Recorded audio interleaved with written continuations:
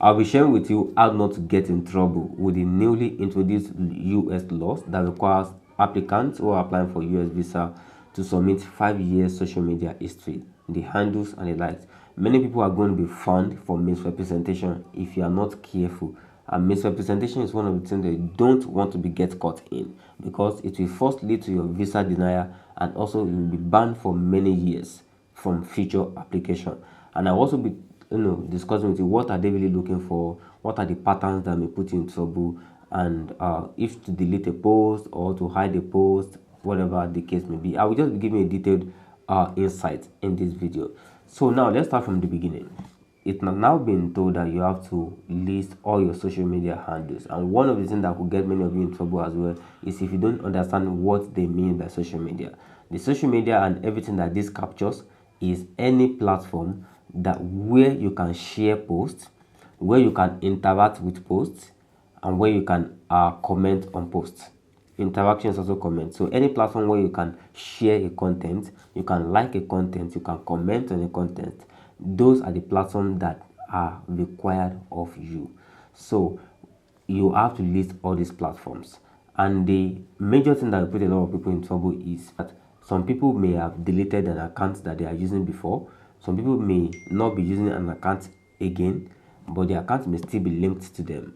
And so what you should do, what should you do in this scenario? You have to list all the accounts that you've used in the past 5 years, even the ones that are dormant that you're not using again. Even if you've deleted an account, if you deleted an account, you need to know that social media still keeps deleted accounts, sometimes even for years. Even deleted posts, social media still keep record of it. And sometimes in some cases, the US government can demand those things from the platform, and it will be revealed to them. So even if you've deleted an account, the account may still be associated with your phone number or your Gmail, that the embassy can then look across social media platforms for accounts that are attached to your phone number or to your Gmail, as you've put in your form. So if they run through any other account linked with your Gmail or your phone number and they find any that is not listed, that is misrepresentation, and that will lead to denial, and that will also lead to future ban. So you want to make sure you list everything, and you also want to know that if you delete an account, you are likely putting yourself in trouble if you delete an account, because it may still be run through and it may be discovered, because when you delete an account, social media still keeps record of it. But of course, yours may not be so severe, but if they decide to go further, if you delete an account, it's something very, very bad. It can lead to misrepresentation.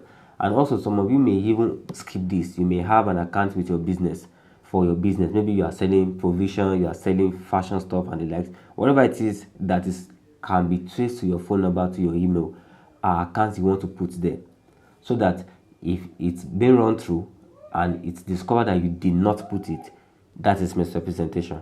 So, and you will not be say, oh, I omit it, it's my mistake, stuff like that. That will not be accepted.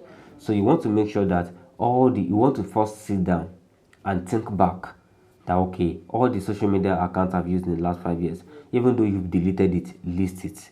Even if you've deleted it, you have to list it, that, okay, yeah, you deleted it, list it. And if you want to ask for any information from the social media platform, that's their own cup of tea. They can ask for it and check it, and sometimes they will not check it. It's only sometimes if they see patterns in your social media post, or maybe there's something fishy, that's when they will do a lot of digging. Most of the time, they just do a little bit. They're just looking for pattern that associate with. Of course, I will still talk a little bit about what they're looking for.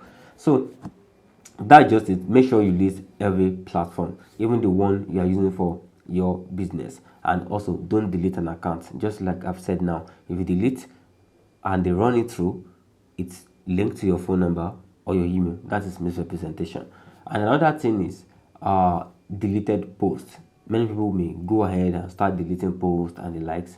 If you delete a post, that may just be a little bit of non-transparency, that you're not really being transparent enough when you delete a post.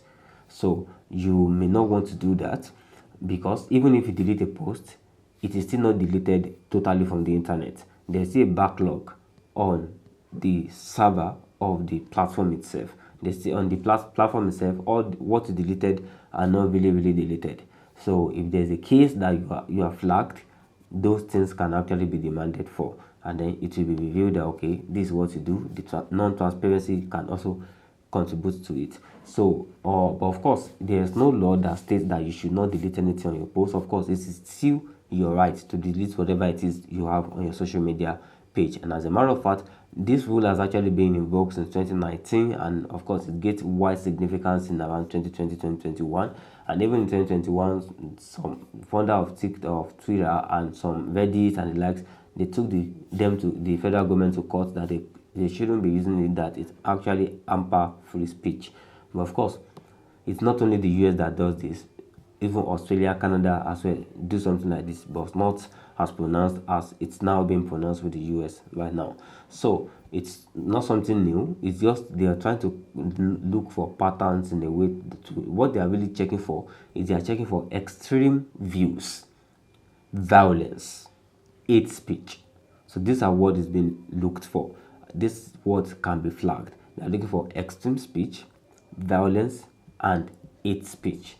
If you just express frustration, that may not be used against that. Oh, I'm tired of this country, or I'm tired of whatever the US is doing, the likes. That's not. But of course, maybe there is now a pattern. Even sometimes one post may not actually deter them from giving you a visa, but when they see a pattern, association with terrorist association that has been flagged by the US, if they see you associating consistently with their posts, interacting with their posts, stuff like that. So they are kind of looking for people who, when they come to the US, they can easily be recruited into all this, like terrorist organization, people who can really not be trusted on the US soil. So it's not many people are going to be free from this, but of course they just want people who are not who doesn't have any affiliation. So they are checking for extreme speech, violence. Maybe during